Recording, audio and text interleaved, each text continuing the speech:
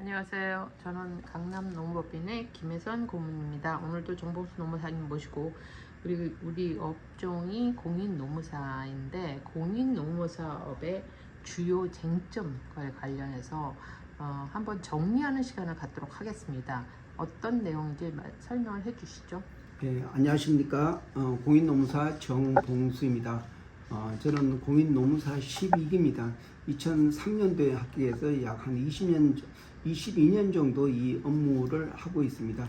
그리고 공인노무사법은 1984년도에 이제 생겨가지고 이제 지금까지 최근 한 6기까지는 2년에 한 번씩 나오다가 그 이후부터는 1년에 한 번씩 매년 이제 인원을 뽑고 있습니다. 그래서 올해 약 한 340명 정도가 이제 수료식을 마치는 그거를 확인을 했습니다. 그리고 보통 최근에는 최저 합격이 약 350명이 합격해야 되고 그 이상은 이제 좀 제한이 없기 때문에 지난 한 2년 전에는 550명까지 뽑은 적도 있습니다. 그래서 평균적으로 한 400명 이상 매년 뽑고 있습니다. 제가 합격했던 2003년도에는 61명 이렇게 합격할 때 제가 이제 그때 노무사 12기로 합격했었습니다. 근데 이제 노동법 수요가 많아지고 또 굉장히 또 다양한 업종도 생기고 또 이런 노동법이 지키는 법으로 이제 정착되다 보니까 이런 데에 대해서 이제 자문해주고 코치해주고 또 사건을 처리하는 이런 업무가 많이 발생해가지고 공인노무사에 대해서 보통은 250명 뽑았는데 문재인 정부 때 100명을 추가해가지고 350명이 최저 이제 합격 인원이 됐습니다. 그래서 그 이후부터는 최소 350명, 보통 이제 400명 기준으로 이제 뽑고 있습니다. 공인노무사는 주로 하는 일이 회사에 대해서 전반적으로 인사관리를 해주는 게 기본이고, 또 사건에 대해서는 이제 법에 따라서 이제 대리할 수 있는 그런 사건입니다. 그래서 고용노동부 사건, 그러니까 임금체불이나 또 근로기준법 위반에 대한 내용, 또 직장 내 괴롭힘이나 성희롱 이런 사건을 노동부에서 다루는데 그거를 이제 대리로 해가지고 이제 대리로 해서 진술하고 또 사건을 직접 대리를 하고 있습니다. 그리고 또 노동위원회 사건도 이제 하고 있습니다. 노동위원회 사건은 그리고 28조에 보면 근로자가 부당한 해고나 정직이나 또 부당 노동 행위가 또 노동조합을 통해서 발생했을 때에는 노동위원회를 통해서 구제를 해야 된다. 여기에서 이제 심판 사건 대리, 또 차별 시정 사건의 대리, 그리고 또 노동조합이 파업권을 얻기 위해서 이제 노동쟁의 조정 신청할 때 이런 대리권, 이런 부분을 통해서 이제 일을 하고 있습니다. 그래서 노동위원회 사건 전반적인 모든 업무를 대리를 하고 있습니다.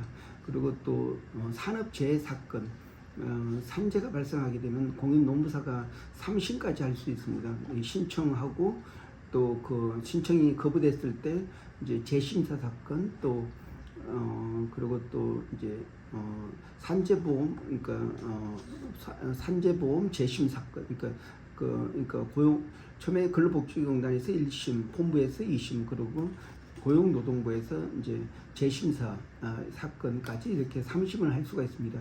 3심을 하는데 약 2년 정도 걸리는데 2년 이후에 이제 그때도 안 되면 이제 소송을 통해서 이제 되는데, 대부분이 이제 최초 조사를 공인노무사가 하기 때문에 이 산재 업무는 공인노무사의 어떤 전속적인 사건이라고 볼 수가 있습니다.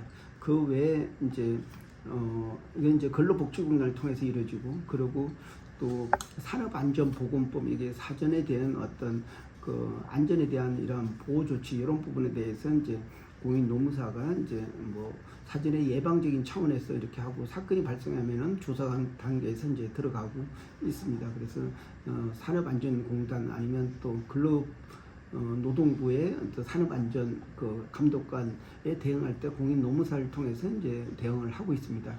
그리고 이제 최근 몇 년 사이에 있었던 게 바로 국민연금하고 국민연금하고 국민건강보험입니다. 이에 대한 사실 전문적으로 대응하는 게 공인노무사업으로 정식으로 도입이 됐습니다. 사실 4대 보험은 통합돼서 하나로 이제 운영이 되는데 사실 이거는 이제 소속이 고용노동부가 아니고 보건복지부 소속의 건강보험하고 또 그 국민연금 요 두 부분인데 이게 공인노무사가 대리권이 있지만 사실 사건으로 되는 경우가 이제 서서히 많이 생기고 있습니다. 앞으로 이제 공인노무사가 주로 많이 할 분야라고 생각되고 있습니다. 근데 여기에서 공인노무사법이 지금 그러니까 거의 42년 차 될 정도로 굉장히 이제 사회적으로 정착이 됐고 공인노무사라는 직책이 갈등 조정이나 또 회사에 대한 컨설팅 업무로 거의 자리 잡고 있습니다. 그런데도 불구하고 또 노무사업을 수행하다 보면은 법과 현실이 안 맞는 게 좀 있습니다. 그에 대해서 몇 가지 얘기를 하면은 제가 볼 때는 한 2개 정도 아니면 3개 정도로 나눌 수 있는데 첫 번째는 이게 고용노동부에서 공인노무사가 모든 사건을 대리를 하는데 이게 그 근로감독관이 이제 진정된 사건이 이제 어떤 법 위반이 확실히 되고 이제 그래서 마지막 그 고소 사건 대리로 이제 넘어갔을 때에는 이게 지금까지는 공인노무사가 다 진술을 하고 했는데 2022년도에 대법원에서 이 고소 사건은 이렇게 재판의 하나의 과정이기 때문에 이것은 변호사만 할 수 있다 해가지고 사실상 노무사가 사건을 맡아서 다 조사하고 결과가 다 나온 그 사건에 대해서 마지막 고소에 대해서 이제 어떤 조서를 쓰고 할 때는 공인노무사가 이제 배제를 시키고 있습니다.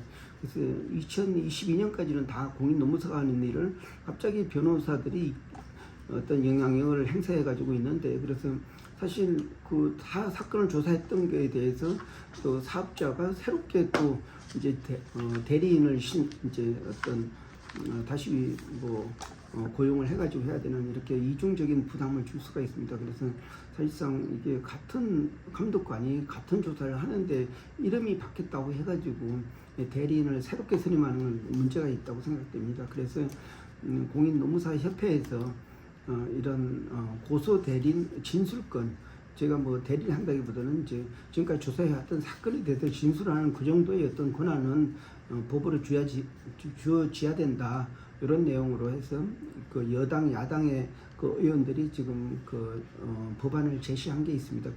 그래서 공인노무사협회를 중심으로 반드시 통과돼야 된다 이런 입장에 있습니다. 그리고 또 마지막으로 이제 건강보험하고 국민연금에 대한 대리권 이 부분은 사실상 굉장히 많은 분쟁이 있을 수 있는데 그럼에도 불구하고 사실상 크게 문제가 대립되지 않아가지고 공인노무사들이 많이 활동을 안 하고 있습니다. 그렇지만은 이 사회보험에 대해서 어떤 노무사의 어떤 시험 볼 때도 필수 이제 분야고 그리고 또 이 분야가 자꾸 확대되고 있기 때문에 공인노무사들이 앞으로 이 분야에 대해서 많이 활동을 해야 된다고 생각됩니다. 그리고 마지막으로 하나 추가하게 되면은 산업안전보건법이 지금 이재명 정부 들어와가지고 굉장히 많이 산업안전 또 중대재해에 대해서 처벌 규정이 많이 늘어나고 있습니다. 그런데 좀 안타까운 게 사실 산업안전보건법은 그러니까 어떤 노동법의 한 굉장히 핵심적인 부분인데 공인노무사가 업무를 할 수가 있지만은 현 상황에서는 자꾸 배제가 되고 있습니다. 업무에서. 왜냐하면 사실상 이게 공인노무사라는 게 일반적으로 이제 법을 해석하는 것도 있지만 산업안전보건법, 이 부분도 사실 공인노무사가 다 이제 대리를 하고 하는데 이 관련된 산업안전 기사나 산업안전 지도사 이런 좀 특수된 이런 어떤 자격사들이 사실 이렇게 하고 있고 근데 이게 사건이 발생한다든지 할 때 이게 공인노무사가 직접 그 사건은 고소로 들어갔기 때문에 사실 공인노무사가 다 이제 기존에 이제 어떤 산업안전에 대해서 지도를 해왔지만은 이게 바로 변호사로 넘어가는 영역이 있습니다. 그래서 사실 산업안전법이나 중대재해처벌법 이런 부분도 노동법의 한 부분입니다. 그래서 공인노무사한테 좀 권한을 좀 더 주가지고 사전 예방이나 이렇게 해야지 변호사들이 이 사건을 맡게 되면은 잘할 수 있다고 분명히 생각합니다.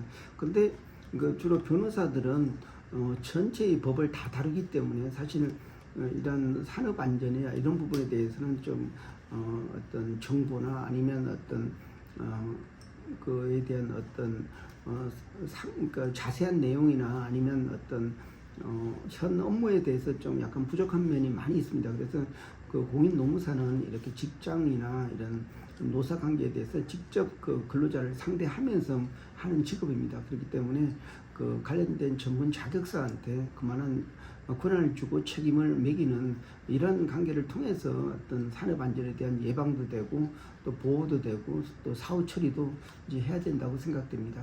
네, 아주 그 공인노무사 업무에 대해서 전반적으로 설명을 잘 해주셨는데 사실 그 공인노무사와 이렇게 그 변호사 간의 어떤 충돌의 요소가 또 생길 수 있고 또 공인노무사 말씀하신 것처럼 노무사 같은 경우는 근로자와의 직접적인 관계와 깊이 있는 이 분야에 대한 전문 지식이 많은데도 불구하고 어떤 사건화되면서 이게 그 변호사의 영역으로 변호사가 이게 침범하는 영역이 되는 것 같아요. 좀 안타깝고요. 지금 말씀하신 그 건강보험이나 연금 관련해서는 우리가 그 자문이나 이런 거를 확장시키는데 많은 그 노력을 더 해야 될 것 같은데요. 예, 그렇습니다. 지금 일본에도 우리 노무사 제도 같은 게 유사한 게 사회보험 노무사라는 게 제도가 있습니다. 사실 사회보험 노무사는 사회보험 계리사하고 또 노무관리사 이게 그러니까 합쳐져 가지고 이제 사회보험 노무사가 됐고 이게 기존에는 사적 영역에 있는 전문 자격사가 공적 영역으로 들어온 그런 어떤 사회보험 노무사가 있고 그 활동하는 그 인원도 약 3만 5천 명 정도로 굉장히 많이 확대되어 있습니다. 그래서 사실 우리 공인 노무사들이 앞으로 개척해야 될 부분은 산업 안전 부분도 이제 좀 더 권한을 확대하면서 그 역할을 해야 되겠지만은 그와 동시에 필요한 게 바로 여기 사회보험이라고 생각됩니다. 그 사회보험이라는 거는 이제 그 4대 보험이라고 하는데 우리가 이제 공인노무사에 직접적으로 하는 게 산재보험하고 고용보험. 이거는 이제 그 노동법의 한 부분입니다. 그런데 이제 보건복지 관련돼서 이제 그 건강보험하고 또 국민연금이 있습니다. 사실 이 부분도 공인노무사가 유일하게 이제 대리권이 있는 그런 분야입니다. 그래서 이제 앞으로 공인노무사가 이러한 4대 보험 정산이나 또 4대 보험에 대한 처리에 대한 대리 그리고 또 갈등 문제 해결 이 부분도 공인노무사의 어떤 앞으로 미래가 이제 밝은 그런 부분이라고 할 수 있겠습니다. 네, 고령화 사회가 되면서 이런 부분에 있어서 공인노무사들의 역할이 되게 큰 것 같습니다. 오늘 전반적인 말씀 감사드립니다. 네, 고맙습니다.